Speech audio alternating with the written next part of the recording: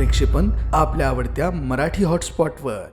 दुसरा प्रवास आहे सज्जन होतो योगाकडून योगाकडचं यातलं एक थोरलं उदाहरण आहे, अत्यंत गोड उदाहरण आहे। विश्वमाऊली ज्ञानोबा ज्या वेळेला आळंदी क्षेत्राकडे निघाले सज्जन हो, पैठण क्षेत्रीवरून रस्त्यानं येता येता मध्येच एक कुंतंबा नावाचं गाव लागतं, एक आश्रम लागतोय। आपल्याला तो प्रसंग सगळ्यांना माहिती आहे हो। त्या आश्रमामध्ये सगळी गर्दी झालेली आहे। चिमुकली मुक्ताई, 5 वर्षाची मुक्ताई, त्या मुक्ताईनं त्या लोकांना विचारलं, काय रे, अरे इथे का गर्दी केली, कशासाठी आलात? पाहिलं मुक्ताईने थोडंसं आतमध्ये जाऊन आश्रमामध्ये, तर हजारो लोकांचा मेलेल्या माणसाच्या डेड बॉडीचा ढीग पडलेला तिने पाहिला। विचारते त्या सेवकांना, कर्मचाऱ्यांना, अरे काय सेवागार आहे का, ही का स्मशानभूमी आहे का? हा तर आश्रम दिसतोय योग्याचा, साधूचा आश्रम दिसतोय, आणि इथं सगळ्या डेड बॉड्या पडलेल्या आहेत हजारोच्या संख्येने, कशामुळे?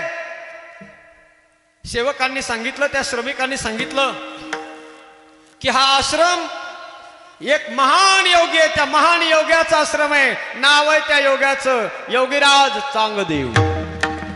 हो, हे सगळे लाख हजारोच्या संख्येने या डेड बॉड्या, मेलेली माणसं इथे काढून टाकले गेलेले आहेत। सांगण्यात आलं, म्हटले योगीराज सध्या समाधी अवस्थेमध्ये 6 महिने योगीराज समाधीत असतात, आणि 6 महिन्यानंतर योगीराज समाधीतून त्यांची समाधी उत्थान होते। समाधी उत्थान झाल्याबरोबर पहिल्याच दिवशी जेवढी माणसं मेलेले, जेवढ्या ढिग आहेत, त्या सगळ्या ढिगावरून नजर फिरवतात, त्यांच्या अंगावर पाणी अभिमंत्रित करून टाकतात, आणि सगळे प्रेत उठून आपल्या आपल्या घरी निघून जातात। हो, मग आता समाधी घेऊन किती दिवस झाले? म्हणे आता नुकतीच घेतली आहे समाधी। किती दिवस लागणार आहे समाधी उत्थान होण्यासाठी? म्हटले 6 महिने। चिमुकल्या मुक्ताईनं, 5 वर्षाच्या मुक्ताईनं विचार केला, आता 6 महिने या प्रेताला वाट बघावी लागणार उठण्यासाठी। पटकन सज्जनाव इकडं तिकडं पाहिलं सज्जनाव, मुक्ताईनं तिथे एक हाड पडलेलं होतं, ते हाड उचललं आणि त्या सगळ्या प्रेतावरून ओवाळलं आणि टाकलं, बाजूला टाकून दिलं, सांगितलं, ए बस झाला तर झोपायचं, चला उठा, निघा आपल्या आपल्या घरी सगळ्यांनी। सगळे प्रेत तटातट उठले आणि आपल्या आपल्या मार्गाने मार्गस्थ झाले। योगीराज चांगदेवांची समाधी उत्थान झाली 6 महिन्याच्या नंतर। चांगदेव महाराज आश्रमात समोर येऊन पाहतात, तर एकही प्रेत तिथं दिसत नाही। कर्मचाऱ्यांना, सेवकांना विचारलं, का रे, या 6 महिन्याच्या कालखंडामध्ये कोणाचाच मृत्यू झाला नाही का कोरोनात?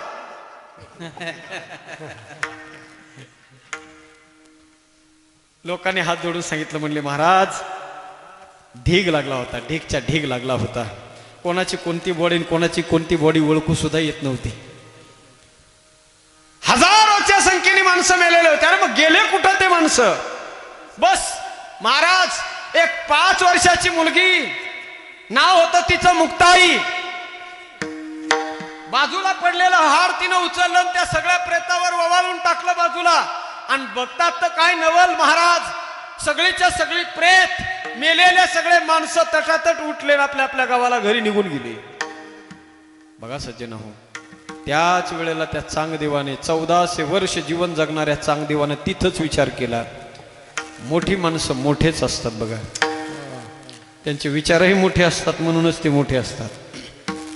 लोग कहते हैं कि वो खड़े होते हैं, लेकिन नहीं, वो खड़े होते हैं इसलिए वो बड़े नहीं होते, वो बड़े होते हैं इसलिए वो बड़े होते हैं। त्यांचे विचार मोठे असतात, त्यांचे आचार मोठे असतात। त्याच वेळेला क्लिक झालं त्या चांगदेवाला, अरे 5 वर्षाचं लेकरू, 5 वर्षाची मुक्ताई, अरे ज्या प्रेताला उठवण्यासाठी मला 6 महिने ध्यान धारणा करावी लागते, आणि कसल्याही प्रकारची ध्यान धारणा न करता बस एक हाड ओवाळून टाकून सगळे प्रेत उठून गेले, म्हणजे शक्ती असली पाहिजे काहीतरी। विचारला पत्ता, ऍड्रेस, कुठले होते, काय होते? मिळाला पत्ता सज्जन, म्हटले आळंदी गावातले होते, 4 जण भावंड होते, बसलेत वाघावर, हातात सापाचा, त्या नागाचा चाबूक केला, आणि त्या योगीराज निघाले सज्जन आपल्या आवेशामध्ये, आळंदीच्या दिशेने निघाले, आळंदीच्या जवळ गेले, आळंदीच्या त्या विश्रांत वडाजवळ येऊन आपलं वाहन थांबवलं, त्या वाघाला थांबवलं। शिष्याला सांगितलं, ज्यांनी त्या प्रेताला उठवलं होतं त्या सगळ्या त्या 4ही भावंडाला बोलून आणा, पण बोलवण्याच्या अगोदर त्यांना निरोप दिला पाहिजे। निरोप येण्यासाठी पहिल्या काळामध्ये पत्रव्यवहार चालायचा. मग पत्र लिहायला हातात घेतलं, हातात कोरा कागद घेतला, हातात एक पेन घेतला, आता लिहायचं तीर्थरूप लिहावं का चिरंजीव लिहावं. पेज पडला तीर्थरूप लिहावं तर वयानं आपल्यापेक्षा लहान आहेत, आणि चिरंजीव लिहावं तर अनुभवाने ज्ञानाने आपल्यापेक्षा मोठे आहेत. काय लिहावं पहिलंच मेन त्याची हेडलाईन्स तेवढी पण तो देऊ नाही शकला सज्जन. आणि मग हातात घेतलेलं जे पेज होतं, जे कागद होता, तो कागद आहे तसाच ठेवला आणि त्या शिष्याच्या हातात तो कागद आणि तो पेन त्याने दिला आणि सांगितलं जा बोलून आणा म्हणे त्यांना. गेला शिष्य. या चारही भावंडाला आपल्याला माहिती जे चौघच्या चौघ सकाळी सकाळी नुकता सूर्योदय झालेला आहे. सूर्याची लाल लाल किरण पृथ्वीवरती पडलेले, तर सकाळच्या कोवळ्या उन्हामध्ये त्या पडलेल्या एका भिंतीवरती हे चारही भावंड बसलेले आहेत आपल्या आनंदामध्ये. त्याच वेळेला हा शिष्य तिथे जातो. त्या शिष्यानं निरोप दिला सज्जन हो योगीराज चांगदेवाचा. निरोप पोहोचला की योगीराज चांगदेव ज्यांचं आयुष्य 1400 वर्ष आहे, महान योगी, ते योगीराज चांगदेव आपल्याला भेटण्यासाठी वाघावर बसून हातामध्ये नागाचा सापाचा चाबूक घेऊन आले. कळाल्याबरोबर सज्जन माझ्या ज्ञानोबारायांनी ज्या स्थितीमध्ये, ज्या दशेमध्ये, ज्या अवस्थेमध्ये होते, त्याच अवस्थेमध्ये तसेच बसलेले चारही भावंड आणि आदेश केला त्या भिंतीला. आणि भिंतीला आदेश केल्याबरोबर ती भिंत, निर्जीव असलेली भिंत सजीव माणसाप्रमाणे चालायला लागली. आले सज्जन हो त्या भिंतीपर्यंत आले. आणि ज्या वेळेला त्या चांगदेवाला समजलं ज्ञानोबाराने ती निर्जीव असलेली भिंत चालवली हे कळाल्याबरोबर तर सज्जन हो तो वाघही बाजूला टाकला, हातातला सापही फेकून दिला आणि धावत आला तो चांगदेव. चांगदेव महाराज धावत आले. आले पाहता चारही भावंडांना सज्जन हो तेज पुंज ज्यांची कांती होती. चारही भावंडांना पाहिलं, काय करावं कळत नव्हतं सज्जन हो. पण त्याच वेळेला माझ्या मुक्ताईनं ते जे कोरपत्र दिलं होतं त्या कोऱ्या पत्रावरती 65 ओव्या लिहून दिल्या. आजही त्याला चांगदेव 65 म्हणून ओळखलं जातं. 65 ओव्या लिहिल्या. त्या 65 ओव्यातली पहिली जी ओवी आहे, स्वस्ती श्रीवटेषु जो लपवोनी जगदा भासू, पहिली जी वळ आहे, पहिली वळ, त्या पहिल्याच वळीचा अर्थ या चांगदेवाला कळा ना सज्जन हो. काय करावं कळे ना. टेन्शन मध्ये आला महात्मा. मोठं म्हणून घेणं सोपं काम नाही, हा आहे का नाही. मोठं म्हणून घ्यायचं, लोकांनी गळ्यात हार घालायचे, मोठमोठे महाराज आहेत, हे मोठे महाराज आहेत, हा वाजत गाजत आणलेत, नारदाच्या गादीवर आणून उभे केलेत. मग गायला कोण म्हटले प्रकाशजी महाराज, हो दुसरे कोण गायला म्हटले नारायणजी महाराज, आणि वाजवायला कोण म्हणले भरत अण्णा. हो त्याने हाताने विठ्ठल विठ्ठल म्हणायचं तर मांड्याच आधी विठ्ठल विठ्ठल म्हणायला सुरुवात करतात. सोपं नाही मोठं म्हणणं, मोठं म्हणून घेणं, त्याला ते सगळं करावं लागतंय. त्या चांगदेवानं विचार केला मायबाप, अरे एक एक वळ, फक्त एक वरची लाईन, तिचा अर्थ जर मी समजू शकत नसेल तर मी आणखी खूप लहान आहे. सगळं सोडून दिलं, सगळा अहंकार शून्य झाला सज्जन होऊन धावत आला चांगदेव. आणि जसा धावत आला ज्ञानोबारांचे पाय धरले. महाराज चुकलो, माफ करा, अहंकारामध्ये व्यस्त झालेलो होतो, कळत नव्हतं. मला वाटत होतं की या जगातला सगळ्यात मोठा योगी मीच आहे. चांगदेव महाराजही योगी आहेत आणि ज्ञानोबाराय सुद्धा योगी आहेत. पण चांगदेव महाराज हे आपल्या प्रयत्नानं योगी झालेले आहेत आणि ज्ञानोबाराय उपजतच योगी आहेत. प्रयत्नाने जो योगी झालेला असतो त्याला युक्त योगी म्हणतात, आणि जो उपजत योगी आहे त्याला युंजान योगी म्हणतात. सज्जन ज्ञानोबाराय उपजत योगी आहेत. धावत आले आणि पाय धरले. माफ करा ज्ञानोबाराय, माफ करा, माझ्या अहंकारानं मला माझं अंतकरण पोखरून टाकलेलं होतं, कृपा करा आणि या 65 ओव्याचा अर्थ सांगा. डबडब डबडब डोळ्यात पाणी आलं सज्जन हो. एवढा मोठा महात्मा 1400 वर्ष जीवन जगलेला तो चांग्या, हो अहंकार नष्ट झाला, हात पाय थरथर कापायला लागले, हातात घेतलेलं ते 65 ओळीचं पत्र लट लट लट लट हात कापायला लागले. ज्ञानोबाराच्या समोर उभा आहे. ज्ञानोबाराने सांगितलं, हो चांगदेव महाराज, या 65 ओव्यांचा अर्थ आता मी नाही सांगत तुम्हाला, या 65 ओव्याचा अर्थ माझी मुक्ताई सांगेल तुम्हाला. मग मुक्ताईनं त्या 65 ओव्याचा अर्थ सांगितला मायबाप, आणि जीवनाची सगळी कोडे उलघडल्या गेले त्या या चांगदेव महाराजांचे. मग उद्गारही बाहेर पडले. चांगदेव म्हणे आज जन्म, चांगदेव म्हणे आज जन्म, गुरुपुत्र झालो मुक्ताईचा, गुरु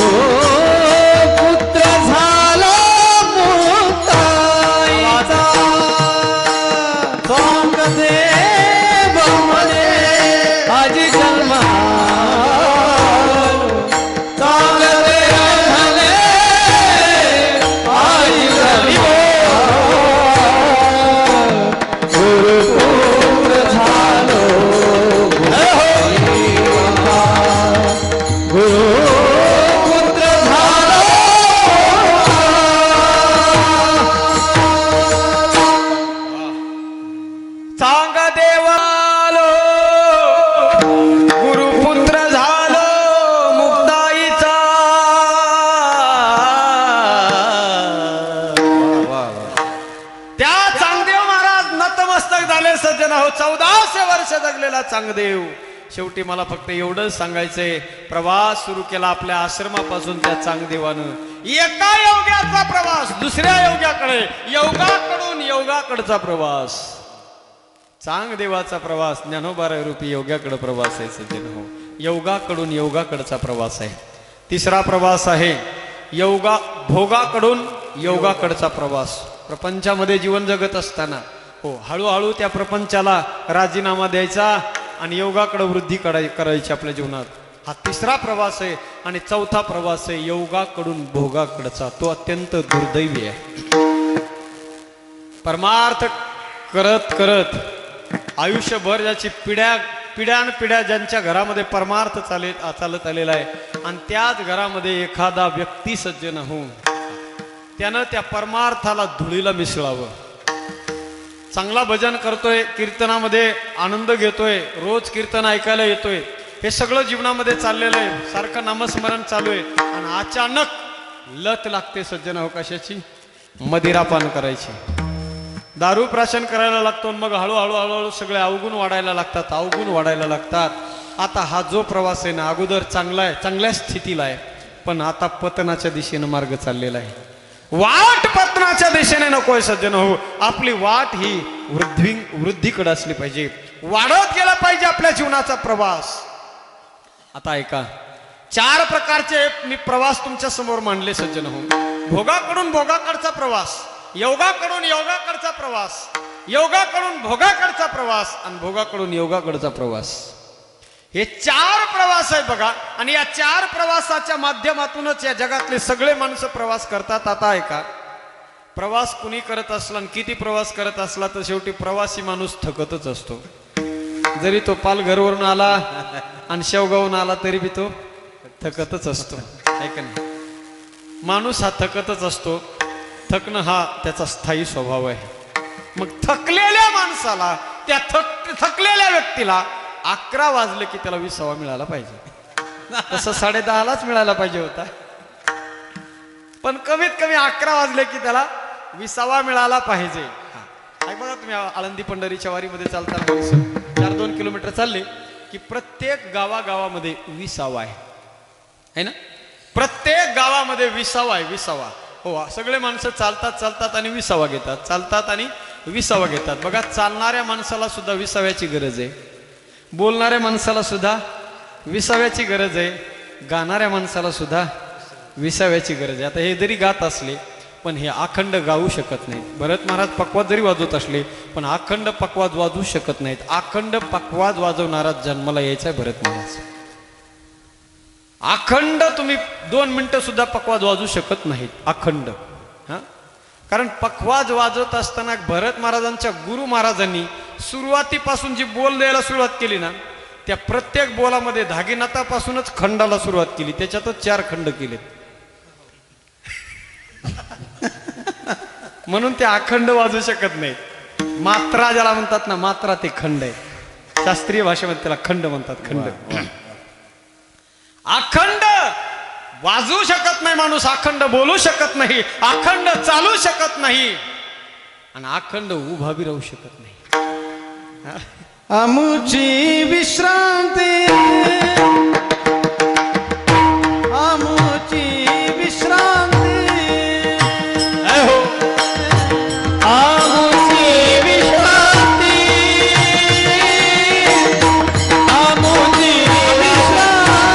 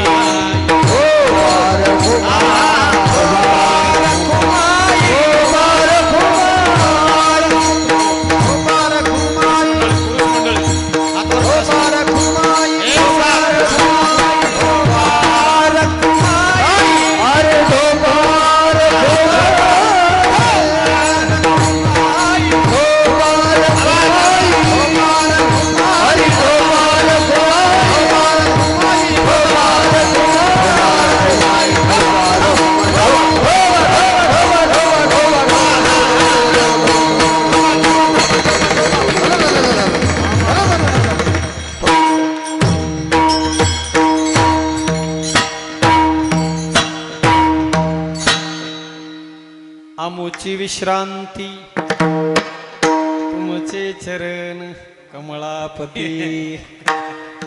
विश्रांतीपर्यंत आता आपण आलेलो आहोत. विश्रांती प्रत्येकाला पाहिजे सज्जन हो. उभा राहिलेला माणूस जास्त काळ उभा राहू शकत नाही, चालणारा माणूस जास्त काळ चालू शकत नाही. कारण त्याचं कारण असं आहे, उभा राहिलेलं वाटतं. जे बसलेले तुम्ही सगळे, तुमच्या सुद्धा आता मांड्या पाय गळून गेले असताना. आता बघा, जर बसण्यात विश्रांती असते भरत महाराज, तर बरेच लोक मी पाहतोय आता, एकदा माणूस कीर्तनाला येऊन बसला ना, आहे त्या स्थितीमध्ये एकदा मांडी घातली की त्याच मांडीमध्ये जे विठ्ठल होईपर्यंत माणूस बसतच नाही. आसन बदलीत आसन बदलीत असं. गुरुजी, आता ही आमच्याकडची भाषा आहे, भाषेत फरक आहे. आणि त्यातली त्यात पुन्हा भरत महाराजांची जरा वेगळी भाषा आहे. पुन्हा कोड लँग्वेज म्हणतो आम्ही त्यांना. ते फोल्डरच ओपन होत नाही भरत महाराजांच्या भाषेत. असं बसणाऱ्या माणसाला वाटतं आता बसून बसून पाय ताटून गेले, उभं राहिलं पाहिजे. त्यांना वाटतं उभं राहण्यात विश्रांती आहे. उभं राहणारा वाटतं नाही बसण्यात विश्रांती आहे. बसणाऱ्याला वाटतं नाही झोपण्यात विश्रांती, आता घरी जाऊन. हां, मग घरी जाऊन जर झोपण्यात विश्रांती असली तर माणूस कायम झोपूनच राहायला पाहिजे का नाही बाबा? राहतो का? नाही राहत. पुन्हा त्याला वाटतं उठावाच. हां, काय फक्त त्या विश्रांतीची पद्धत बदलण्याचं काम चालू आहे. विश्रांती कुणालाच कायमस्वरूपी मिळाली नाही, फक्त पद्धत बदलते. कशी? अगदी एकाच मिनिटात सांगतो. एकानं चोरी केली आणि चोरी केली, दैवयोगाने तो भरत महाराज पकडला गेला. पोलिसांनी त्याला नेलं. बरं, नेल्यानंतर पोलिसांनी त्याला सांगितलं आता तुला दंड द्यायचा. काय दंड द्यायचा?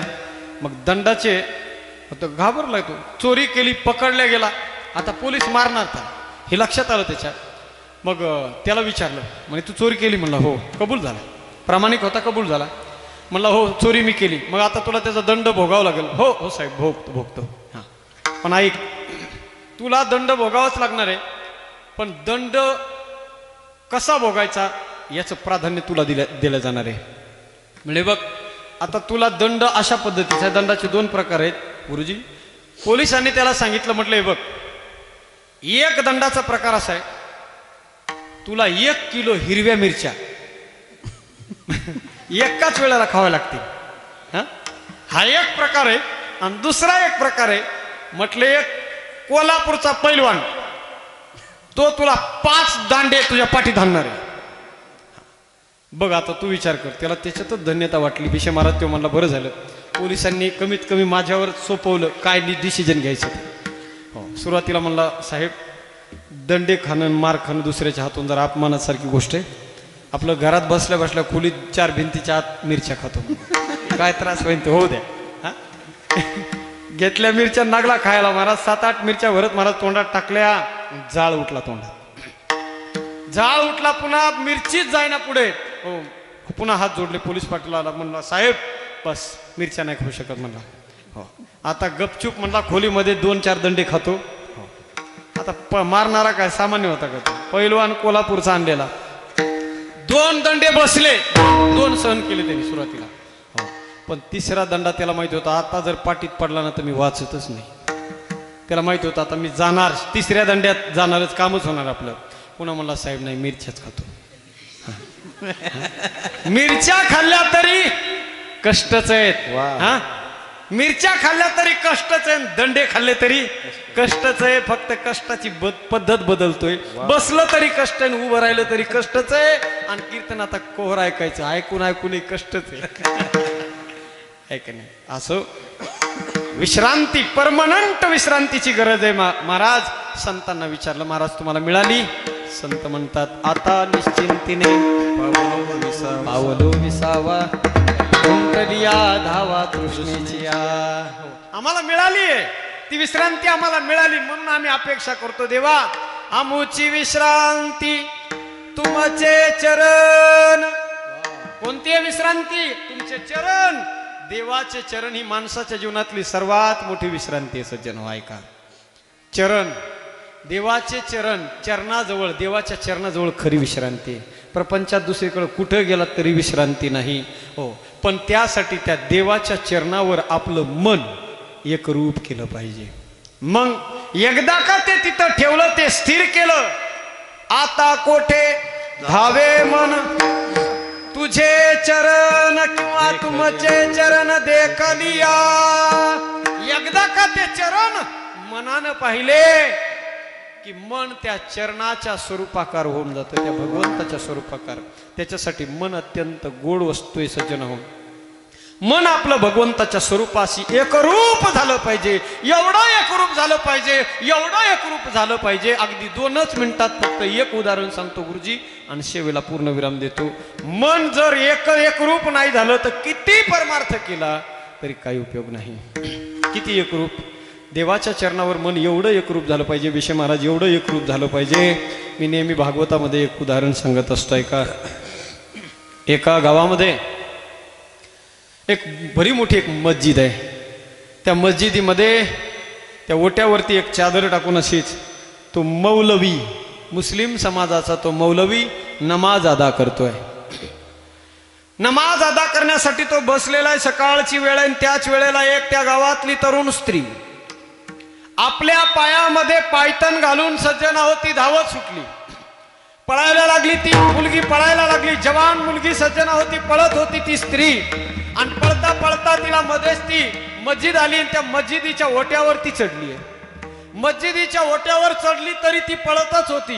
पळता पळता ज्या ठिकाणी ते मौलवी साहेब नमाज अदा करत होते त्या पवित्र चादरवर तिने आपल्या पायातल्या पायताना सहित ती पाय देऊन तशीच पळायला लागली.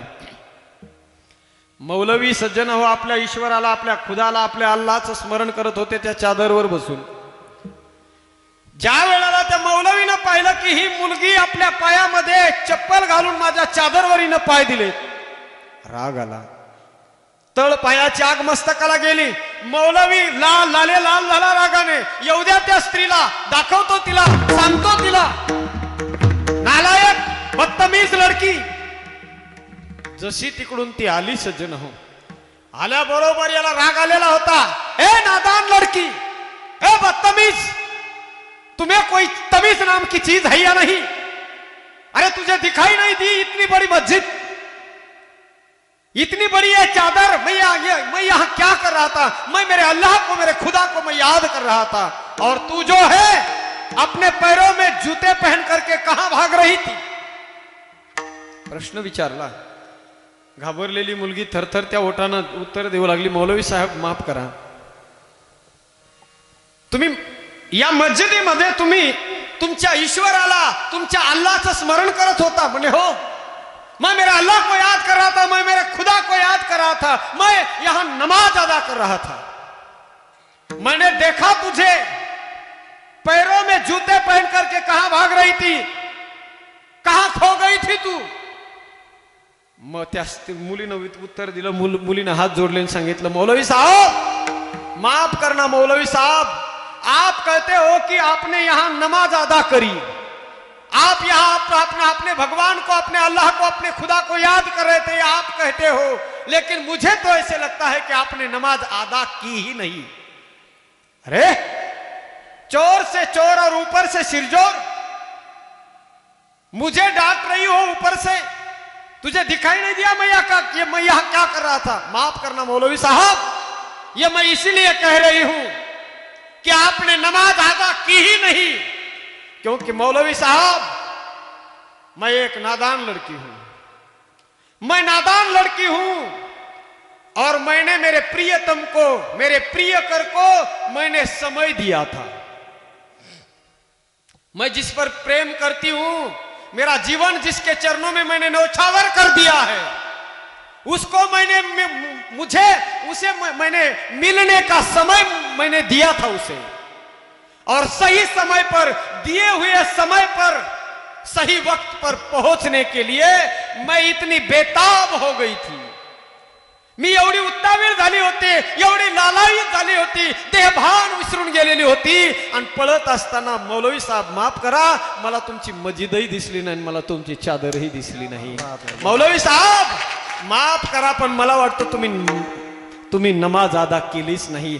ज्या अर्थी तुम्हाला मी तुमच्या चादरवर पाय देऊन मी पळत असताना तुम्ही दिसले, तुम्ही तुमच्या अल्लाहला, तुमच्या ईश्वराला, तुमच्या खुदाला तुम्ही स्मरण करत होतात.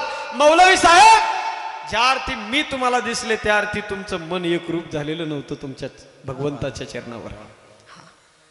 काहीच दिसू नये, बस एक चरण. भरोसो दृढईन चरणनी केरो, म्हणून तुकोबाराय म्हणतात, देवा दुसरं काय नको, तुमचे चरण कमळापती आमुची विश्रांती, तुमचे चरण कमळापती. झालेली कीर्तन सेवा भगवान दत्तात्रयाच्या चरणी या ठिकाणी समर्पित करतो. बोलण्यासारखं आमच्यासारख्याकडे भरपूर काही असतं, पण वेळेची मर्यादा, म्हणून या ठिकाणी आदरणीय भरत महाराजांनी मोठ्या प्रेमानं या ठिकाणी बोलवलं. बऱ्याच वर्षापासून त्यांना बोलवायचे, पण कधी योग जुळत नव्हता. दत्त जयंतीचे कार्यक्रम, त्या कार्यक्रमांची खूप रेलचेल असते, पण यावर्षी लॉकडाऊनची, कोरोनाची कृपा, सगळे महाराज मंडळी उपस्थित झाले. फोन केल्याबरोबर ना म्हणू नये धनंजया, हा अशी अवस्था आहे. कोणालाही फोन केला, केवढाही कीर्तनकार, महाराज तारीख पाहिजे, आता नाही म्हणत नाही सध्या कोणीच. तुम्ही फोन करून तर बघा कधी मला आता. ना म्हणू नये धनंजयाजी यापरी. आदरणीय आमचे ड्रायव्हर साहेब अगोदर भेटले. आदरणीय महाराजही आपल्याला या ज्ञानयज्ञाला भेटण्यासाठी आले. सप्ताह छोटा आहे बरं का दादा, पण खरोखर तुमच्या वाडवडिलांनी खूप पुण्य केलं असेल, निश्चितच पुण्य केलं असेल. हो, सगळं गाव मिळून सप्ताह करतात लोक, पण तरीही तो सगळ्या गावाचा नाम सप्ताह, तोही इतका आनंदमय, इतका सुंदर संपन्न होत नाही. हां, पण एकट्याने करणं एवढं सोपं काम नसतं सज्जनो. भगवंताची कृपा लागते, आणि जी माणसं उदात्त हेतूने, उदात्त अंतकरणाने, मोठ्या मनाने सगळं काही जरी झालं तरी करण्यासाठी जे तत्पर असतात ना, एक मन आहे ना, मन म्हणण्यापेक्षा एक गोड वाक्य आहे, सत्य संकल्पाचा दाता नारायण आहे. संकल्प फक्त चांगला असावा आणि दादांचा संकल्प चांगला आहे. हो, म्हणून एवढे सगळे हिरे या ठिकाणी उपस्थित आहेत. हो, अत्यंत सुंदर ज्यांनी या सप्ताहाची या ज्ञान यज्ञांची मुहूर्त मेढ रवलेली आहे, अधिष्ठान निर्माण केलेले आहे, अशा सर्व महानुभावांच्या चरणी मी वंदन करतो. आदरणीय भरत महाराज, आदरणीय नारायण गुरुजी, आदरणीय प्रकाश महाराज, आदरणीय भिशे महाराज, सर्व ही टाळकरी महाराज मंडळी, पेटी मास्तर, तुम्ही सर्व जसं सांगितलं होतं कीर्तन सुरू झाल्यापासून शेवटपर्यंत प्रसन्न राहा. अगदी तितकंच प्रसन्न आताही तुम्ही आहात. आपली प्रसन्नता दाखवल्याबद्दल पुनश्च एकदा आपल्या सर्वांच्या चरणी विनम्र अभिवादन करतो आणि वाणीस पूर्णविराम देतो. ज्ञानेश्वर माऊली ज्ञानेश्वर माऊली ज्ञानेश्वर